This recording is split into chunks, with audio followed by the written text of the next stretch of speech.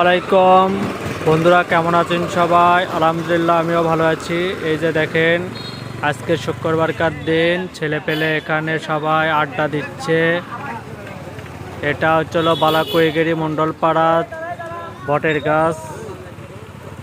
এই যে দেখেন, ঐতিহাসিক একটা বটের গাছ, যা অনেক সুন্দর। এই যে চার মনি রাস্তা,